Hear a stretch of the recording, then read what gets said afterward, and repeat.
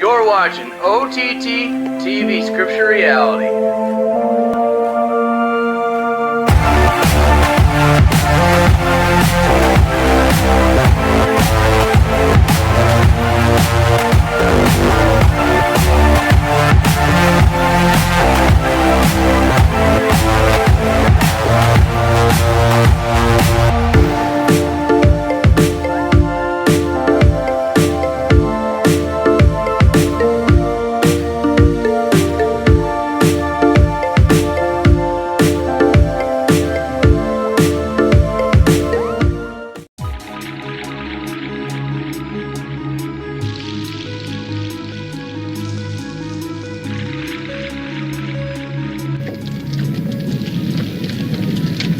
Then one of the 12, the one called Judas Iscariot, went to the chief priests and asked, "What are you willing to give me if I hand him over to you?"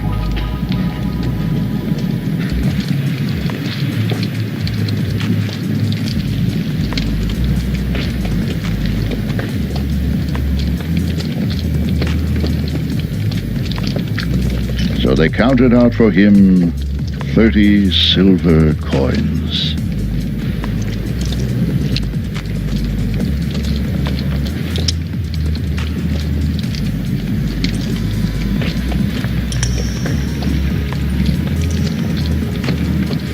From then on, Judas watched for an opportunity to hand him over.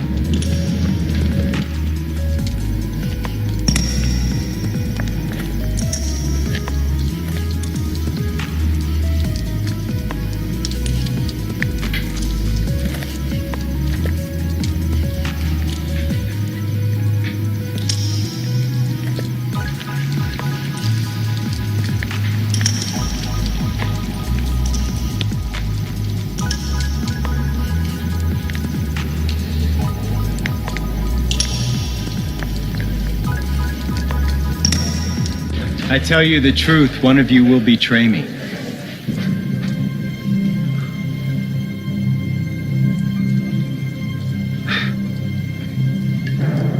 They were very sad and began to say to him one after the other, "Surely not I, Lord?" Jesus replied, "The one who has dipped his hand into the bowl with me will betray me."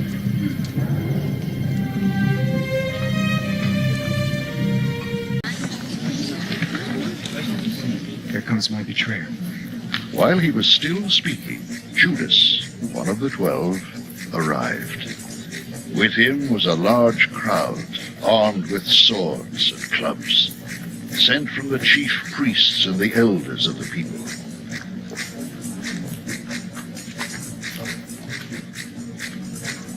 Now the betrayer had arranged a signal with them.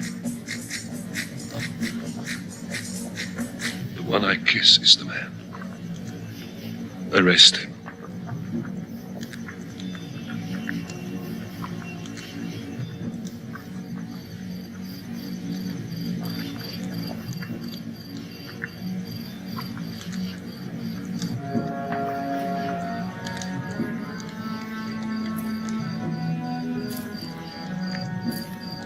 Going at once to Jesus, Judas said,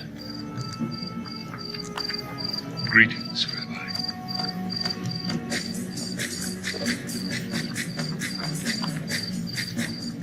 and kissed him.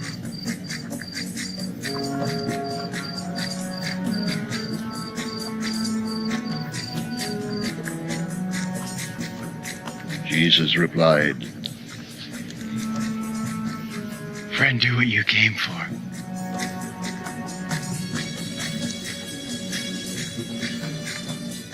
OTT TV here. Today is July 14th of 2021, and this is INFRUITION 5.0. I have 100 prophecies of Jesus coming, and I have 100 fulfillments, and I like to go through them all with you. This is the 5th episode, and I'm going to keep doing this series until we ran through all 100. First off, I want to start by telling you folks that this is the good news, and the good news is the gospel, and the gospel means the good news.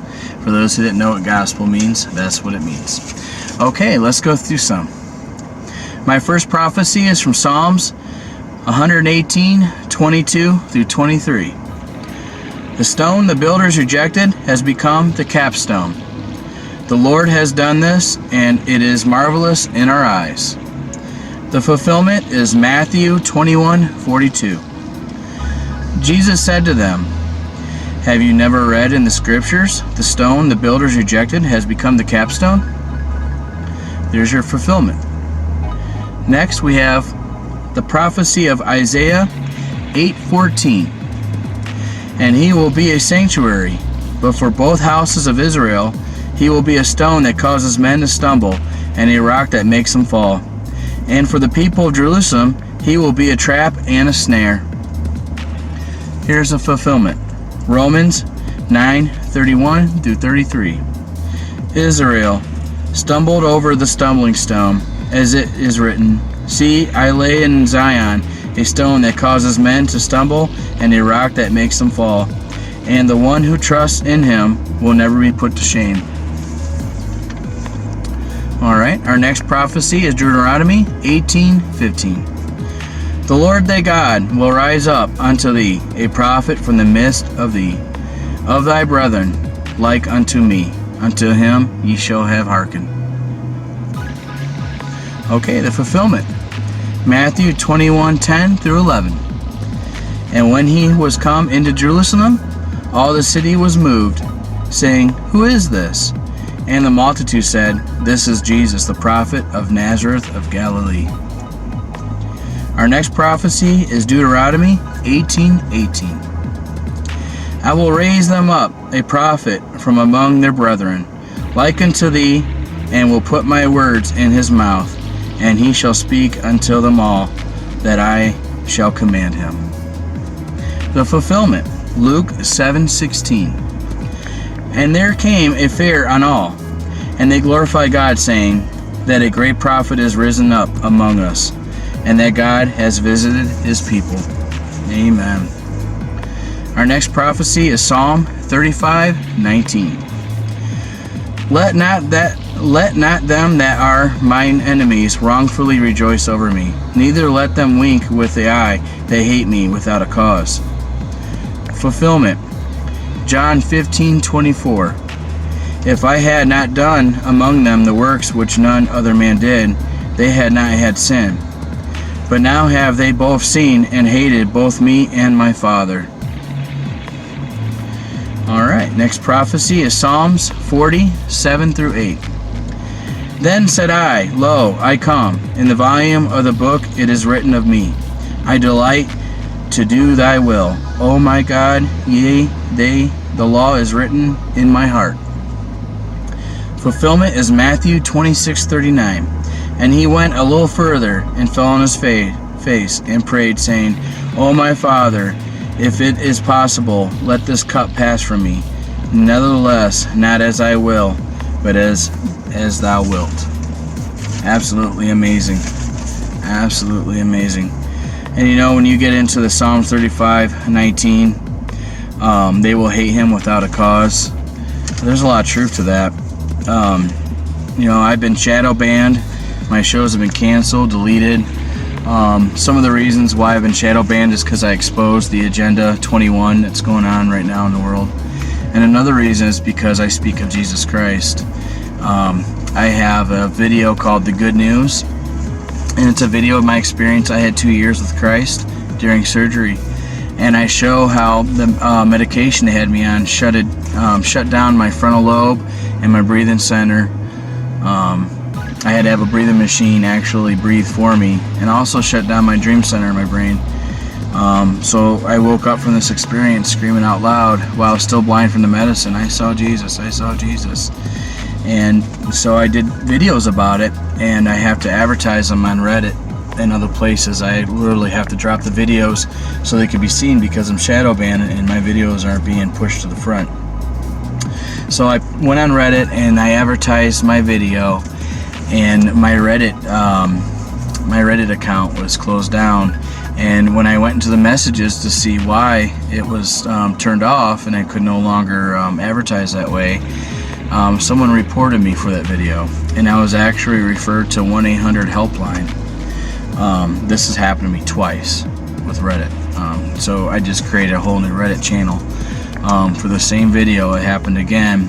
This time I'm suspended from this newer account, and when I went into the email box for it, same thing again. I was offered the 1-800 helpline for suicidal thoughts, and it's because of my Jesus video.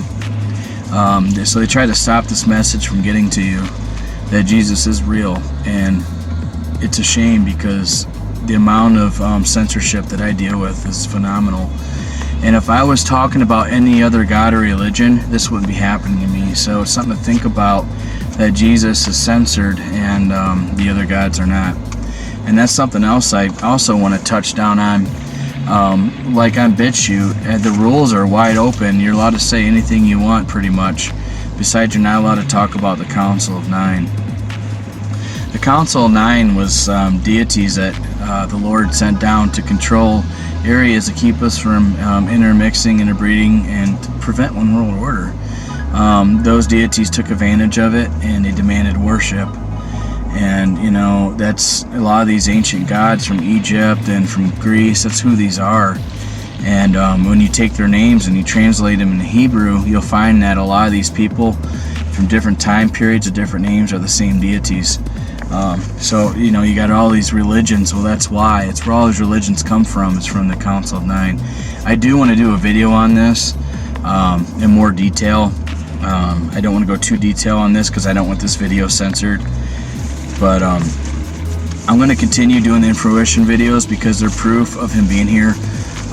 These scriptures were written in different time periods, and the writers didn't know each other, so it's proof of his fulfillment.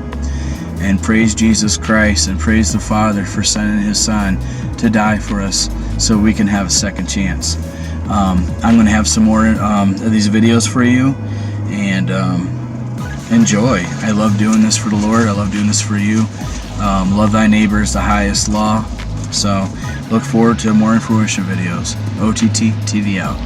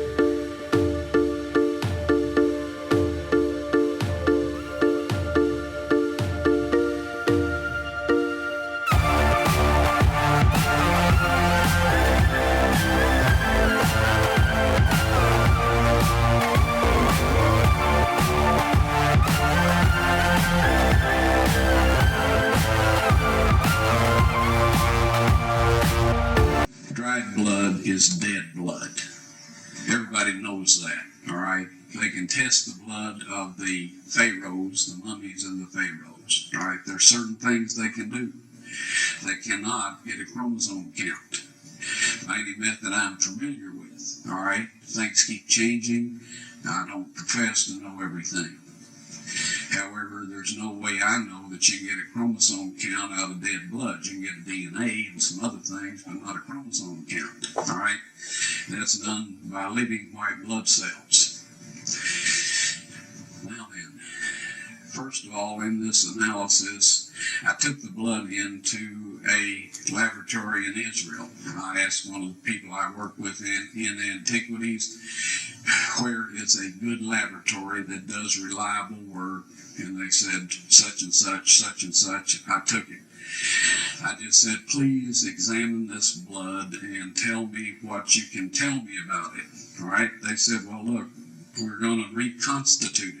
We're going to put it in normal saline and keep it at body temperature for 72 hours with gentle swirling. All right, that's their business. That's great. I said, now I want to be there when you check it out. They said, fine. So I was back. They checked it out. I said, now, they said it's human blood. We can tell that. They did whatever tests they need to do. And then I said, take some of the white blood cells and put them in a growth medium and keep them at body temperature for 48 hours. And they said, well, that'll do no good because it's dead blood. I said, would you please do that for me? And they said, okay, we'll do it.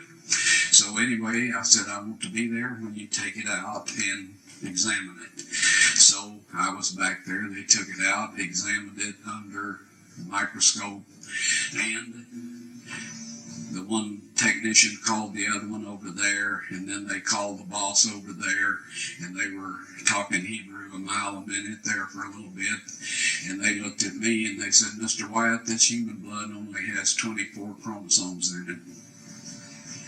Everybody else has 46. You see, 23 from your mother, 23 from your father, 22 autosomes from your mother, 22 autosomes from your father.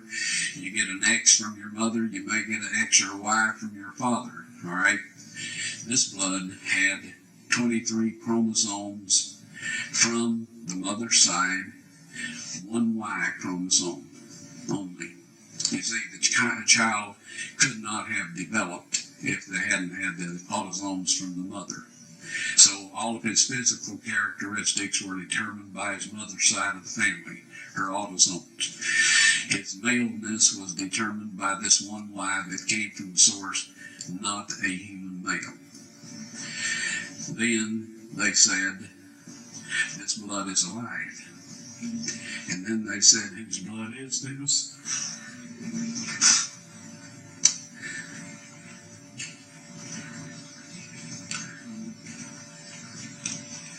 I said, it's the blood of your Messiah.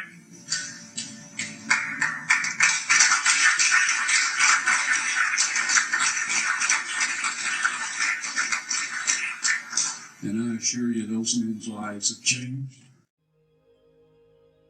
In early 2018, researchers in Rome unveiled a 3D carbon copy of what Jesus looked like, based on measurements of the Shroud of Turin. The Shroud of Turin is a 14-foot linen cloth that is believed to have wrapped the body of Jesus Christ after his crucifixion. The statue is a three-dimensional representation in actual size of the man of the shroud, created following the precise measurements taken from the cloth. Giulio Fanti, a professor of mechanical and thermal measurements and a scholar of the Shroud of Turin, used his own measurements of the impression on the shroud to create the carbon copy. Professor Fanti has studied the shroud for the last 20 years and led the research team that created the 3D model of Jesus. Based off the model, they are able to tell he was nearly 5 feet 11 inches tall, whereas the average height at the time was around 5 feet 5 inches tall. Researchers believe that they finally have the precise image of what Jesus looked like. And based on the marks on the Shroud of Turin, Jesus received a total of at least 600 blows. The sculpture of his tortured body reflects these wounds. Professor Fanti said, "I counted 370 wounds without taking into account the wounds on his sides, which the shroud does not show because it only enveloped the back and the front of the body. We can therefore hypothesize a total of at least 600 blows." Professor Fanti goes on to say, "We have studied for years the image left by the body on the sheet, using the most sophisticated 3D technologies, and the statue is the final result." The University of Padua and Padua Hospital worked in collaboration with sculptor Sergio Rodella to create the life-size image. Now, I read about 20 different articles on this topic, hoping to read about how they made the actual 3D copy itself. What technique or machine did they use? Did they sculpt it by hand, or did they use some kind of 3D printer? But not one article or video covers that information. However, I found another video from July 2017 of a 3D statue made out of bronze, and the statue itself is, from what I can tell from the video, identical to the 3D carbon copy statue, as his pose and marks on the body look the same. They explain the process in making the statue in the About section on that video, and this is what they said. The shroud is encoded with 3D information that is found from the spaces between the highest and lowest points of the body and its distance from the cloth. Recently, a VP8 analyzer that gives topographical information about the Moon and Mars terrain was used on the cloth. A 3D holographic image was formed of the face and body. An artist then used the exact dimensions of the 3D shroud image to create a bronze replica of the physical form of Jesus Christ. 2,000 years ago, the Gospels tell us the Roman Empire crucified Jesus of Nazareth. His battered body was then wrapped in a simple burial shroud. For centuries, many believed this 14-foot piece of linen was that cloth. A piece of fabric that is demonstrably hand-woven, containing a surface anomaly in the shape and form of a crucified man. The evidence of a scourged man who was crucified and who died of postural asphyxia and cardiopulmonary failure is clear-cut. You can visually see these serum stains around the blood stains that were never visible until our team photographed the shroud with UV fluorescence photography approximately 2,000 years after this man ostensibly was killed. Dr. Alan Wang has studied that and found that the blood type is type AB. They believed that they had proved the carbon dating wrong because the section from where the samples were taken had been tainted with 16th century cotton fibers. I can't believe it, he says. They were right. The lepton, or the widow's mite, struck by Pontius Pilate in the years in 29 AD to 33. We can identify the images of them, and so we can identify the particular coin. They found that there were traces of this particular very rare limestone on the shroud, which is only found in ancient tombs in Jerusalem and nowhere else known on planet Earth. It's actually called travertine aragonite, and that's Dr. Avinoam Danin, a botany professor at the Hebrew University in Jerusalem.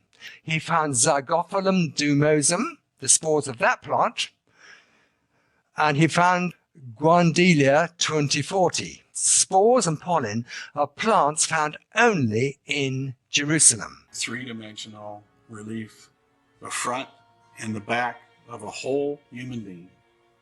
Only one in the world. No other. The shroud image is made from tiny fibers that are 1/10 the size of human hair. To do this, you would need an incredibly accurate atomic laser. This technology does not exist. So we estimated that it would be about 200 to 300 megabyte. But it proved to be that most of the negatives had information up to 1 gigabyte. It's important to realize that no other two-dimensional image in existence has been shown to contain three-dimensional holographic information. The hologram does a remarkable job of emphasizing certain features on the shroud. We can clearly see there is no distortion of the dorsal or backside image. The fact supports Isabel Pitzig's theory of a true event horizon. Had the body been lying on rock when the image was formed, distortion would have been unavoidable. And Dame Isabel Pitzig, a particle physicist, believes the shroud has brought science to the threshold of a whole new understanding of physics. The muscles of the body are absolutely not crossed against the stone of the tomb. It means that the body is hovering between the two sides of the shroud.